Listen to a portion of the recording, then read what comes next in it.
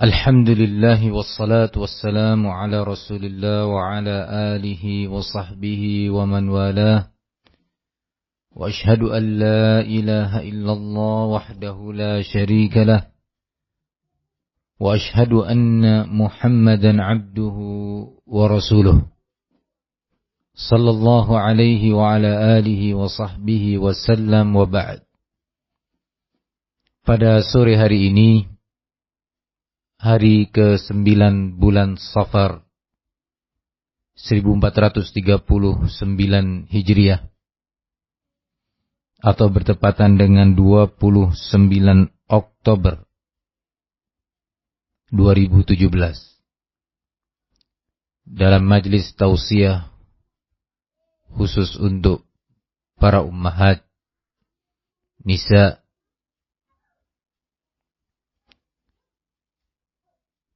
dengan harapan sepulang kita dari majlis ini, kita meraih tambahan iman yang meningkat, yang membawa perubahan dan peningkatan amal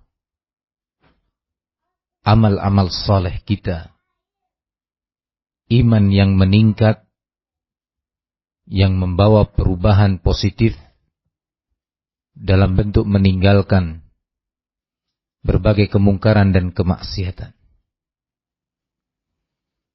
Itu yang kemudian diistilahkan dengan al-ilmun nafi', ilmu yang bermanfaat, yang membawa perubahan-perubahan positif pada iman, amal, akhlak, ibadah seseorang. Jangan sampai majlis-majlis yang disebutkan di sana ilmu yang kita hadiri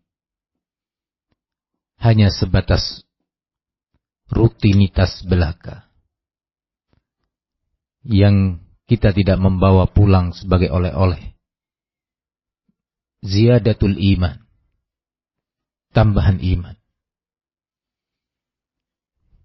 Ayuhan nisa, usi nafsi wa iyyakunna bitaqwallah.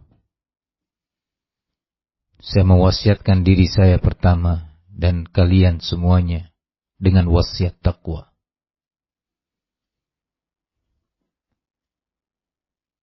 Ini yang pertama. Kama anni usi nafsi wa iyyakun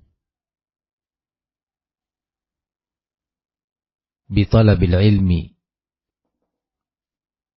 sebagaimana saya mewasiatkan diri saya pribadi dan seluruh kalian untuk serius dalam talabul ilmi, menjadikan talabul ilmi bagian dari kebutuhan primer, kebutuhan pokok kita dalam kehidupan kita, mengarungi kehidupan dunia, samudra luas dunia ini, untuk sampai ke seberang kehidupan akhirat yang abadi, kekal tak berakhir.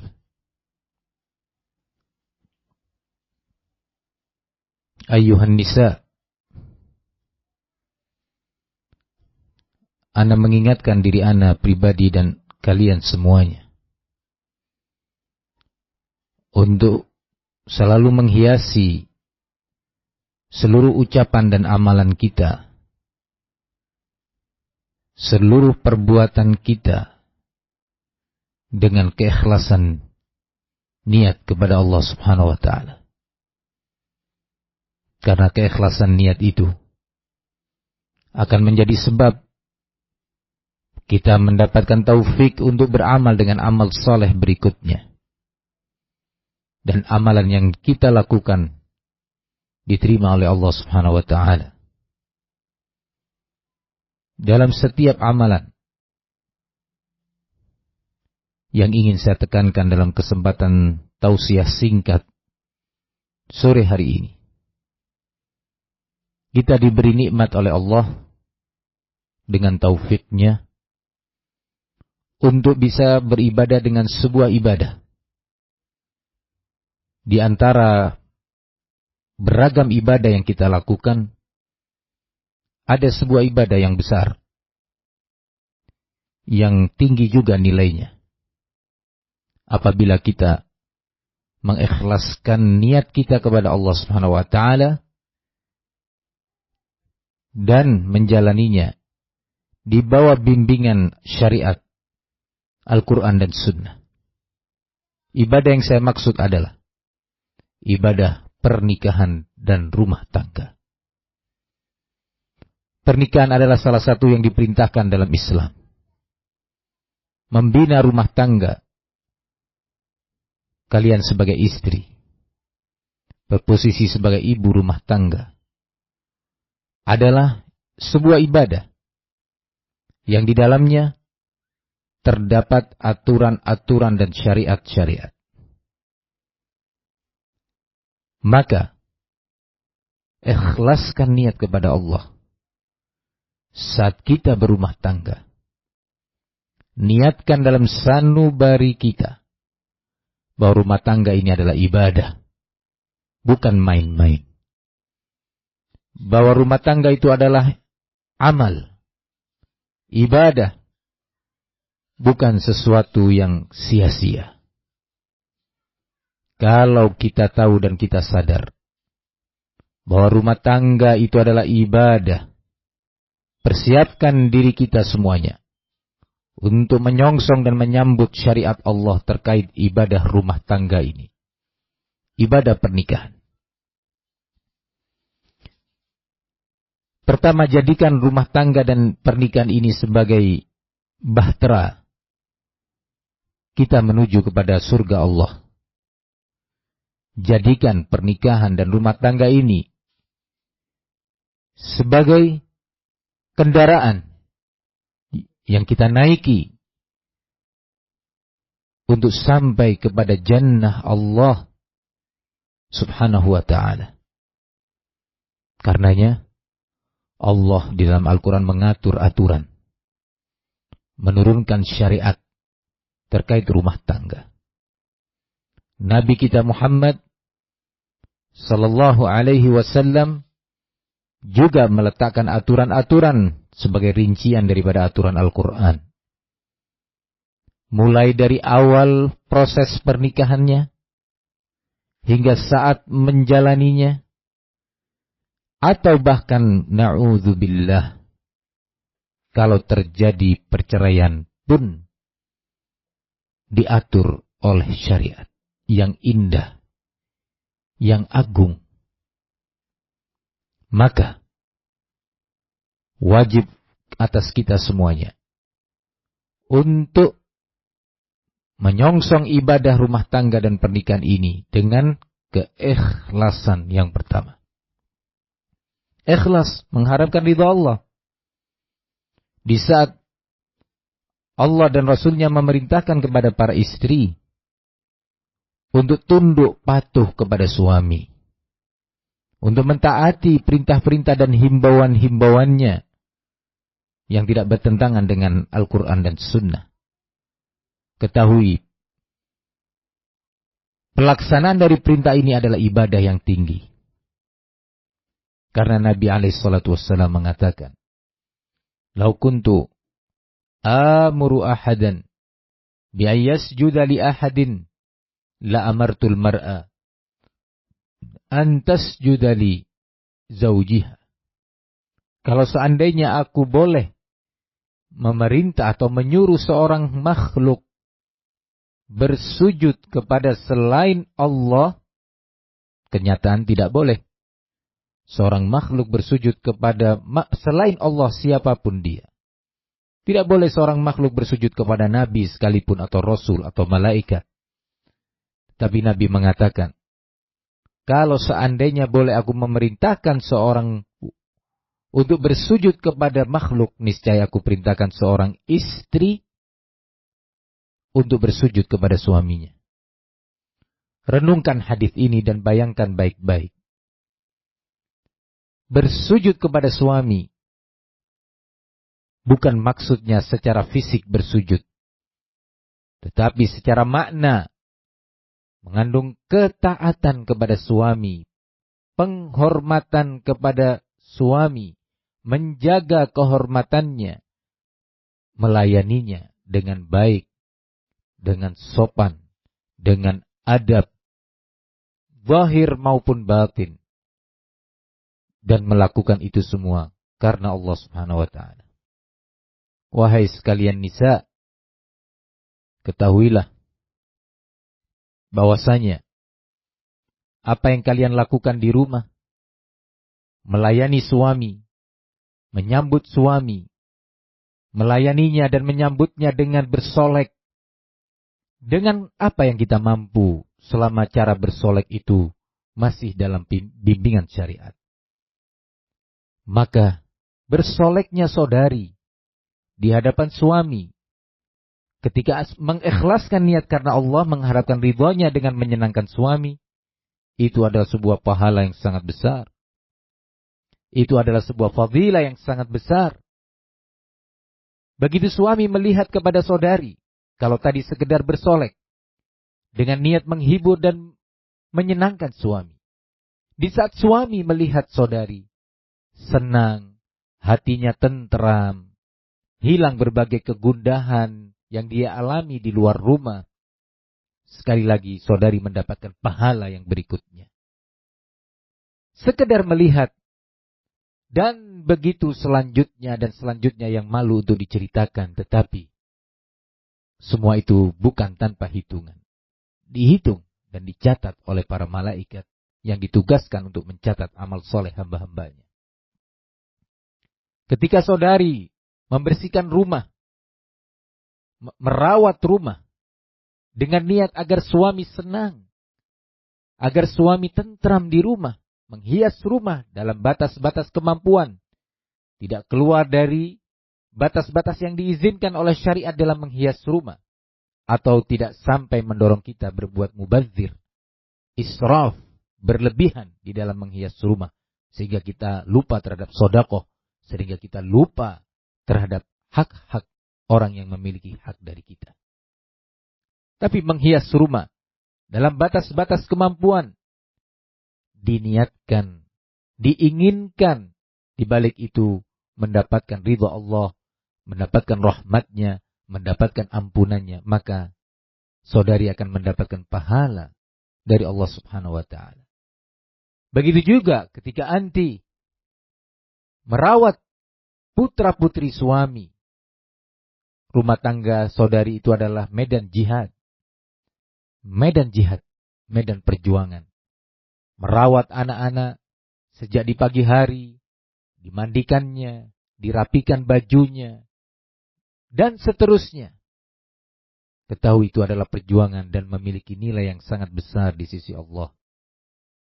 Bahkan dalam kondisi-kondisi seorang wanita yang salihah, seorang wanita yang benar-benar beriman kepada Allah dan mengharapkan hari akhir, saat dia pada posisi yang tersibuk sekalipun, bahkan dalam kondisi sedih sekalipun, dia berusaha untuk tetap menghibur suaminya.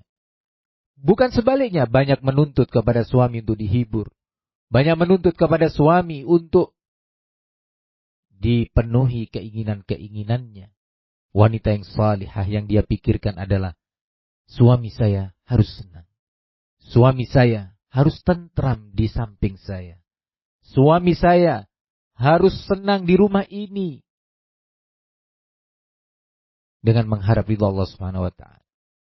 Tidak ingatkah anti semua kisah seorang sahabiah yang mulia yang dikenal dengan kunyah Ummu Sulaim, bagaimana ditimpa oleh musibah putranya yang sakit dalam waktu yang cukup panjang.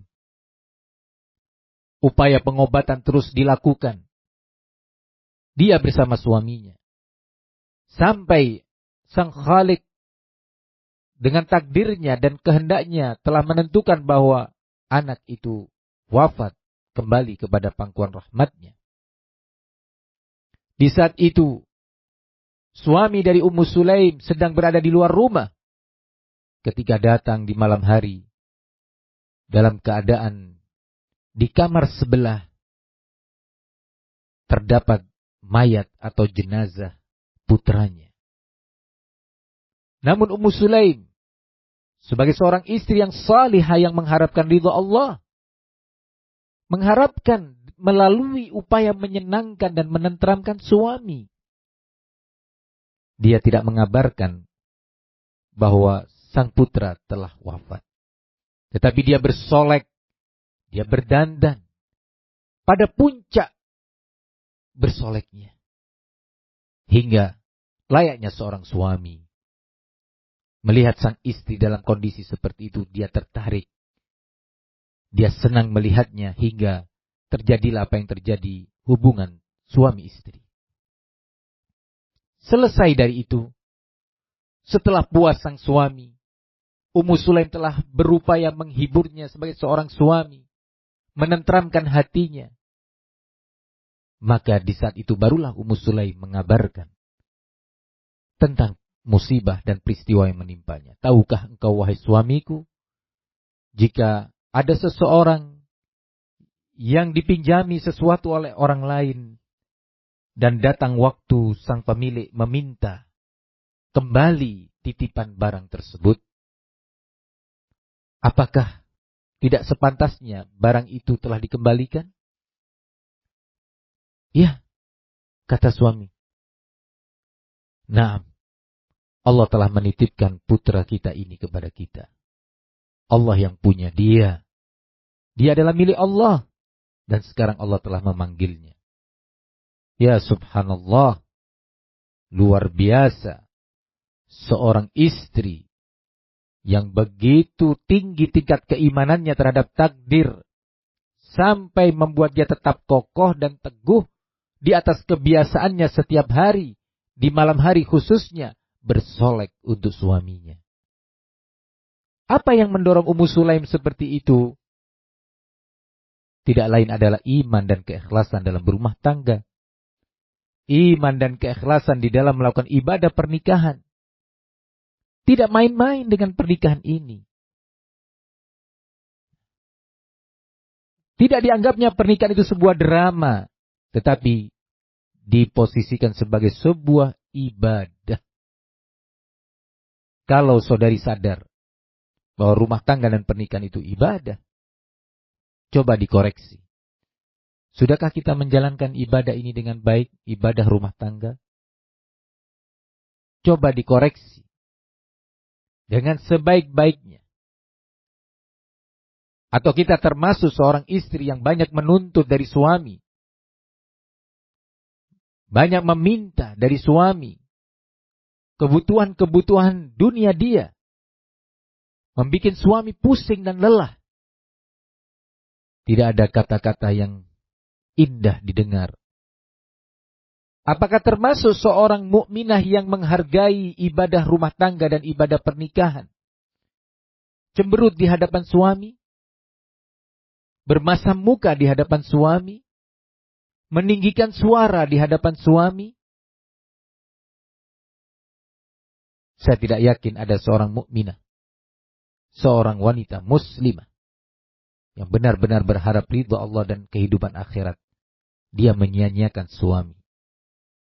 Walaupun suami saudari seorang yang miskin, walaupun suami saudari bukan seorang yang berada dan berposisi dengan kedudukan yang tinggi, ketahui derajat dia sebagai suami memiliki posisi yang sangat-sangat mulia di hadapan Allah Subhanahu wa taala. Wahai saudari mukminah, Allah Subhanahu wa taala Maha melihat. Dan anti semua insyaallah pernah mendengar bagaimana ketika seorang istri menyia-nyiakan suaminya, tidak serius dan sungguh-sungguh di dalam menghibur dan membuat senang suaminya, sehingga suaminya sakit hati, sehingga terasa hilang hasrat untuk mendekat kepadanya, mendekat kepada istri.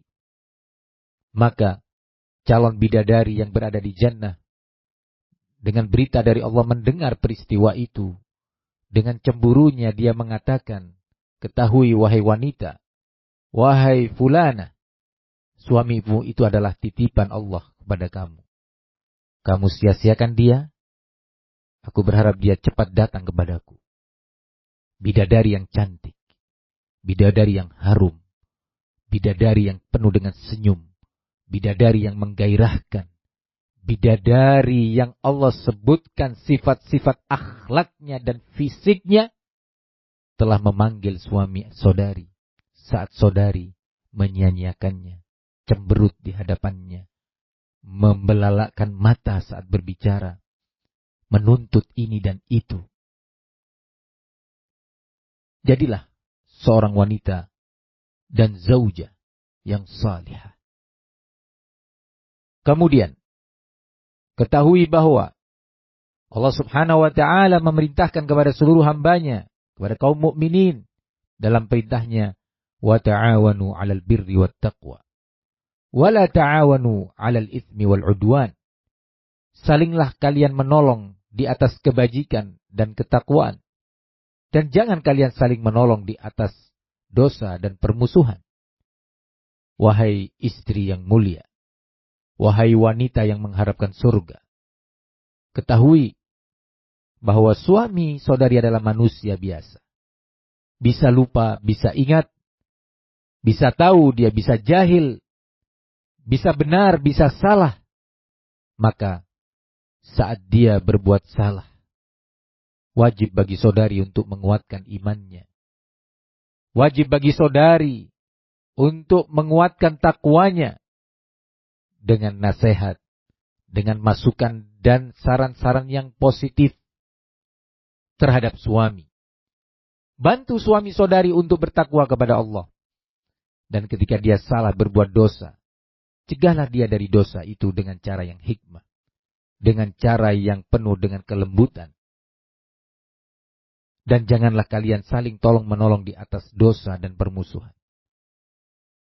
Penting diingat di sini, berapa banyak terjadi permusuhan antar suami saling mencurigai, suami fulanah dengan suami fulanah, suaminya ummu fulan dan suaminya ummu fulan, bermusuhan, cekcok, saling mencurigai, saling suudzon. Ternyata sebab utama terjadinya itu adalah para istri-istri tersebut. Tidak ada upaya dari seorang istri, dari masing-masingnya untuk mendinginkan suasana yang ada, justru suasana yang dipanas-panasi. Suasana yang diprovokasi oleh istri. Kadang-kadang perselisihan dua orang suami itu dalam urusan dunia, dalam urusan bisnis. Bahkan lebih parahnya, perselisihan antar dua orang suami dalam perkara dakwah, mempengaruhi sendi-sendi dakwah, mengganggu ukhuwah dalam dakwah ini, terbengkalai pendidikan, terbengkalai kajian-kajian, tidak nyaman suasana hubungan antar ahli sunnah, disebabkan oleh para istri. Istri si fulan sukanya menukil-nukil pembicaraan, baik secara langsung ataupun melalui media sosial, dengan segala fiturnya yang ada. Yang satunya lagi demikian, sibuk dengan qila wa qal, menukil pembicaraan kepada suami atau kepada teman-temannya yang dapat memprovokasi kedua belah pihak, sehingga banyak problem terjadi. Awal munculnya bukan antar suami, tetapi disebabkan oleh para istri. Bermula misalkan dari anak-anak. Anak si fulan mengganggu putranya. Anak ummu fulan mencubit putranya hingga nangis. Bukannya diselesaikan dengan baik, dengan kondusif, malah cerita kepada suami dengan nada pengaduan, nada emergensi, nada yang sudah dibumbui dengan kata-kata yang penuh dengan kebencian. Sehingga akhirnya perselisihan itu meluas yang tadinya dari anak-anak hingga menyentuh kepada ayah-ayah mereka, para suami kalian. Sungguh wanita dan istri yang seperti ini bukan istri yang salihah. Bukan partner yang baik dalam sebuah rumah tangga. Yang Allah perintahkan, wa ta'awanu 'alal birri wat taqwa. Hendaknya kalian saling menolong di atas kebajikan dan ketakwaan. Wa la ta'awanu 'alal itsmi wal 'udwan. Dan jangan kalian saling menolong di atas dosa dan permusuhan.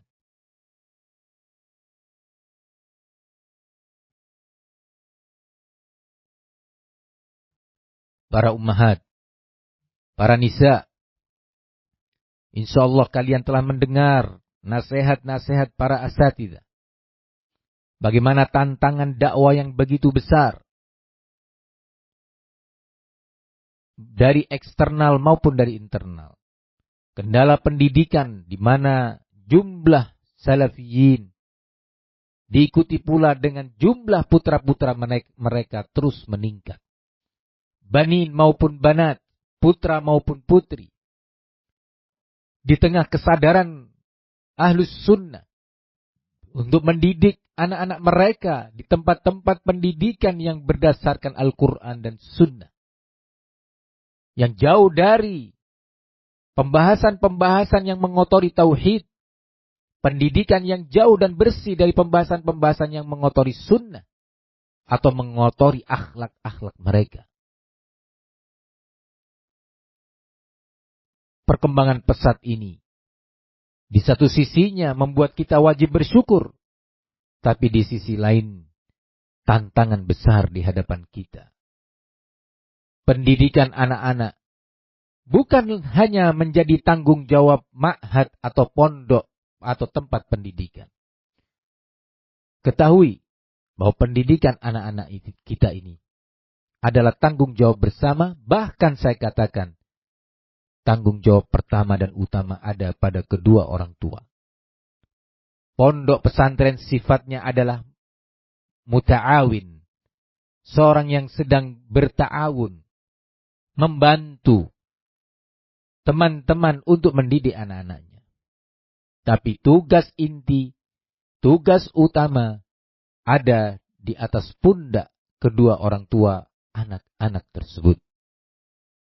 Sehingga jika saudari benar-benar menginginkan putra-putri saudari adalah sebagai orang-orang yang bertauhid dan bersunnah dengan kokoh dan istiqamah, menghadapi tantangan zamannya yang begitu besar, saudari menginginkan anak-anak itu menjadi anak-anak yang tangguh, yang tidak cengeng, pemberani di dalam membela tauhid dan membela sunnah di atas akhlak dan adab-adab yang mulia. Maka ketahui, pendidikan terbesar tanggung jawabnya berada di pundak kedua orang tua.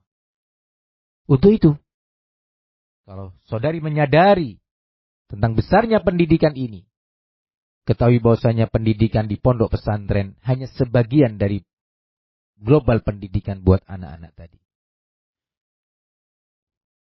Terasa berat bagi pondok pesantren, bagi ma'had atau madrasah.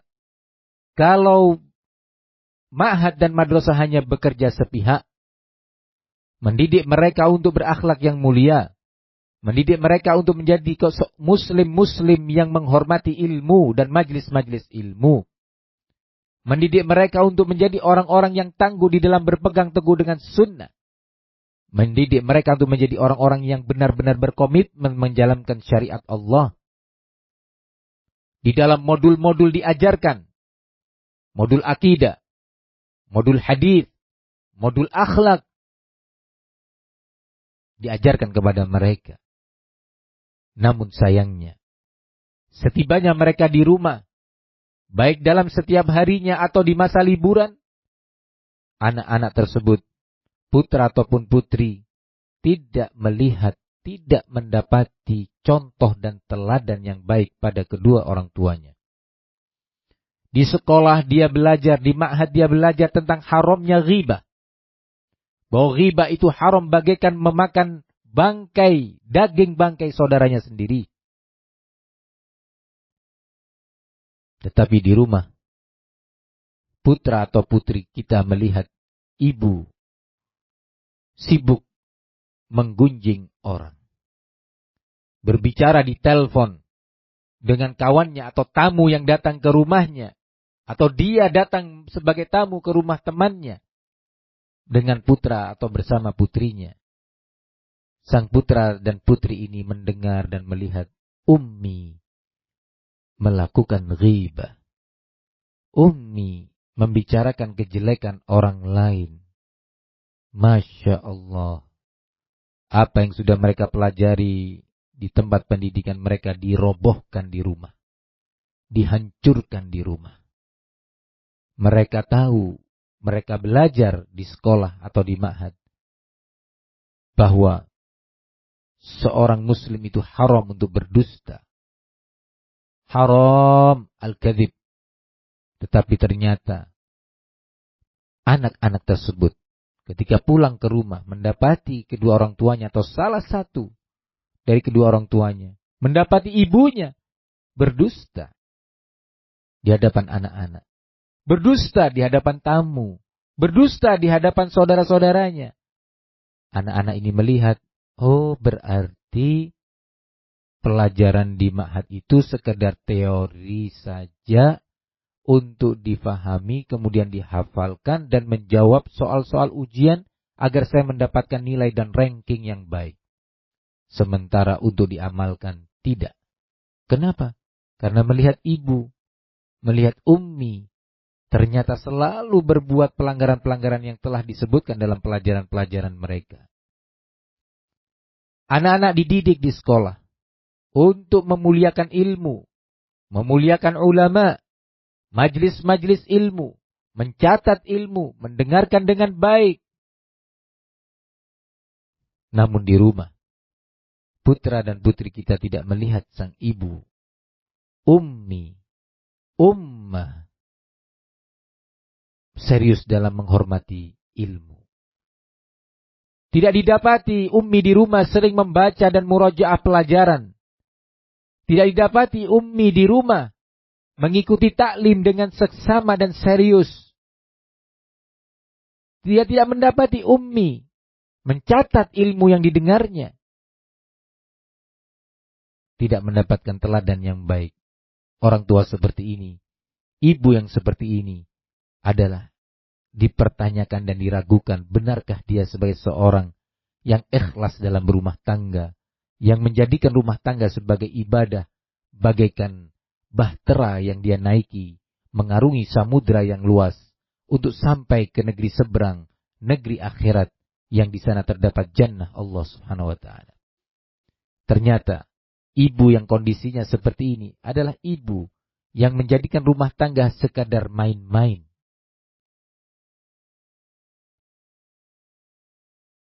Kaum muslimat, an-nisa, semoga Allah membimbing kalian semuanya. Menjadikan kalian sadar bahwa rumah tangga itu adalah ibadah. Nah, barakallahu fikunna. Begitu juga teladan dalam ibadah. Anak-anak tidak mendapati abi dan ummi di rumah orang yang rajin dan tekun beribadah. Hari-harinya dia disibukkan dengan qila wa qal, disibukkan dengan media-media yang ada. Di pagi hari sang anak melihat ibu sibuk dengan Androidnya. Di siang hari pulang sekolah sibuk dengan Androidnya. Di sore hari juga demikian. Di malam hari juga demikian. Bahkan di hadapan suami. Yang semestinya duduk di hadapan suami dengan indah, sopan, menyambut, berbincang dengan suami. Malah dia mencari perkawanan-perkawanan lain. Lebih senang bercengkrama dengan kawan-kawannya. Di hadapan suami, dia sibuk dengan Android.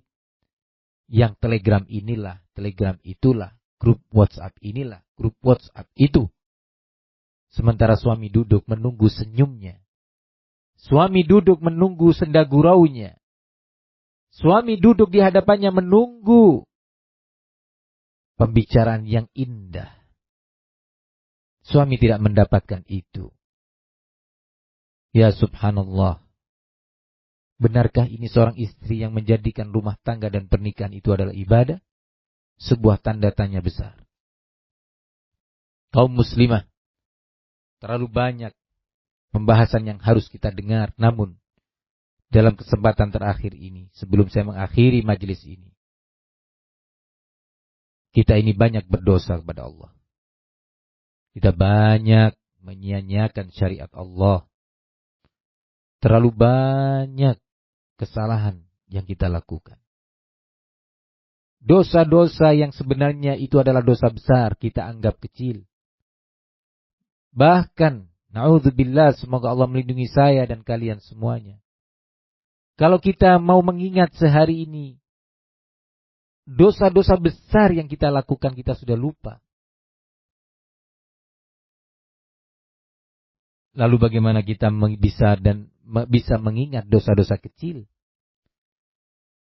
Lupa atau kita tidak mengerti. Namun kemungkinan lupa itu yang besar. Lupa bahwa tadi pagi kita melakukan sebuah dosa. Mungkin dia bertanya, dosa apa Ustaz? Saya nggak makan riba. Saya sudah menutup aurat dengan cadar ini. Kedua telapak tangan saya juga saya tutup dengan sarung tangan. Apa dosanya? Subhanallah. Bisa saja karena lemahnya ilmu sehingga iman menjadi lemah. Sehingga tidak memiliki hati kita tidak menjadi sensitif untuk mengetahui dan mengingat dosa-dosa besar yang kita lakukan. Hati kita menjadi hati yang tidak mudah membaca dan mengingat al-kabair, dosa-dosa besar yang kita lakukan. Kalau sahabat Nabi, para ulama terdahulu, orang-orang saleh dan mukminah pada waktu itu bisa ingat sebuah dosa kecil yang dilakukannya beberapa tahun yang lalu, dosa kecil. Kita bisa tidak ingat dan bisa lupa dosa besar yang kita lakukan tadi pagi. Ini tidak lain karena memang hati kita ini perlu pembersihan. Perlu untuk dibersihkan dari kerak-kerak dan noda-noda karat yang menyelimuti hati kita. Para mukminah, Allah Subhanahu wa taala memanggil kita untuk kita cepat rujuk, cepat kembali. Jangan berkelanjutan di atas kesalahan dan pelanggaran-pelanggaran serta kemaksiatan ini. Allah Subhanahu wa taala mengatakan, ya ayyuhalladzina amanu au qul ya ibadi alladzina asrafu ala anfusihim la taqnatu min rahmatillah innallaha yaghfirudz dzunuba jami'a innahu huwal ghafurur rahim.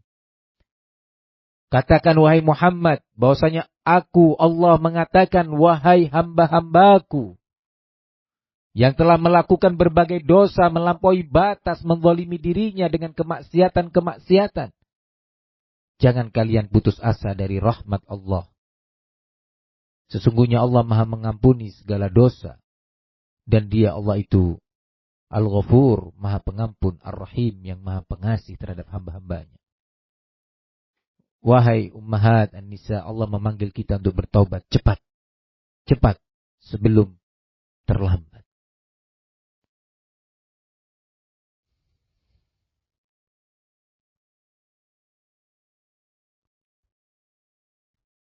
Terkait dengan pendidikan tadi, ada satu hal yang penting atau saya merasa harus disampaikan. Dukunglah berbagai peraturan-peraturan ma'had. Selama peraturan itu memang terbimbing dan bimbingan dalil-dalil Al-Quran dan Sunnah. Apa yang telah diletakkan oleh para mudarrisin hasil dari musyawarah, hasil dari rapat, dan pengalaman selama menjalani pendidikan, mohon didukung. Mohon dihormati. Mohon jangan dilecehkan. Itu demi kebaikan anak-anak kalian. Misal, ada peraturan dari pondok bahwa anak-anak ketika di rumah dijauhkan dari alat-alat komunikasi yang ada. HP dengan segala bentuknya terkhusus yang dapat berinteraksi dengan dunia internet. Ini ketentuan aturan dari pondok demi kebaikan anaknya dan kebaikan anak-anak orang lain. Ketahui bahwa anak anti di pondok bukan sendiri. Sadari bahwa anak saudari di pondok memiliki kawan-kawan yang para orang tuanya menginginkan anak-anak itu terlindungi dari kemungkaran. Pertama, anak anti sendiri. Ma'had menentukan peraturan, jauhkan alat-alat komunikasi dari anak-anak Anda. Maka coba dibantu Ma'had. Dibantu pondok kita ini. Dibantu para ustadz dan asatidzah atau ustadzah. Benar-benar di rumah. Alat-alat komunikasi itu dijauhkan dari anak-anak kita. Kita tidak bermudah-mudahan memegang alat itu di hadapan anak-anak kita. Sehingga anak kita menjadi penasaran. Ingin tahu apa yang dilakukan oleh ummi dengan alat itu. Anak penasaran. Apa yang dibuka oleh ummi melalui alat ini. Akses apa yang dilakukan. Sehari, 2 hari, sebulan, 2 bulan. Dia ingin tahu dan ingin mencoba. Dia akan mencari kesempatan-kesempatan di sana orang tuanya lengah. Benarkah anti? Benarkah anti cinta kepada anak? Benarkah anti ini seorang ibu yang peduli kepada anaknya? Yang benar-benar sayang kepada akidah dan akhlak anaknya? Kalau benar, buktikan. Kenapa saudari memberi kesempatan anak-anak itu untuk menggunakan alat-alat komunikasi? Atau kalau tidak diberi kesempatan, bermudah-mudahan memegang alat tersebut dan melakukan akses-akses keluar di hadapan anak-anak sehingga menggoda mereka. Mereka tergoda untuk melakukan apa yang anti lakukan. Akhirnya telah sampai berita kepada kami, kepada para ustadz, peristiwa-peristiwa yang menimpa anak-anak kita. Peristiwa yang malu untuk disebutkan secara rinci. Peristiwa-peristiwa yang membuat kening kita berkeringat memikirkannya karena rasa takut. Khawatir terhadap nasib, akhlak dan akidah anak-anak itu. Tapi para orang tua atau ibu tidak merasakan apa yang dirasakan oleh para ustadz, oleh para ustadzah. Ibunya sendiri yang mengandungnya, yang melahirkannya dengan rasa sakit yang dahsyat. Ternyata dia tidak menyayangi putranya. Ya subhanallah, ya subhanallah. Kalau pondok pesantren atau ma'had membuat peraturan lainnya, misalkan mulai dari cara berpakaian anak-anak, tolong diajarkan sedini mungkin untuk berpakaian yang syar'i, sedini mungkin terbiasa dan dibiasakan. Coba dihormati peraturan pondok ini. Ingat, dari peristiwa yang pertama tadi, akibat sebagian ibu bermudah-mudahan terkait alat komunikasi, akhirnya terjadi apa yang terjadi, dan kejelekan tersebut dari rumah dibawa ke sekolah. Dan dia sampaikan atau dia tunjukkan kepada teman-temannya, anak-anak teman kita, anak-anak ummahat yang lainnya, yang mereka tidak terima dan tidak rela putranya dirusak oleh anak kita. Para ummahat yang saya muliakan, sungguh terbatas waktu kita berbincang. Tapi semoga yang sedikit ini bermanfaat. Yang sedikit ini menjadi ilmu. Al-ilmun nafi' buat pematerinya, penyampai nasihat ini. Dan al-ilmun nafi' bagi yang mendengarnya. Semoga Allah menjaga kalian semuanya. Rumah tangga kalian semuanya. Allah jaga putra-putri kalian menjadi orang-orang yang tangguh dalam berkomitmen dengan tauhid dan sunnah. Hingga semua kita dan anak-anak kita dipanggil oleh Allah subhanahu wa ta'ala berjumpa dengannya. Amin Allahumma amin. Kurang lebihnya saya mohon maaf. Wassallallahu wasallam wa barak ala nabiyina Muhammad wa ala alihi wa sahbihi wasallam. Walhamdulillahi rabbil alamin.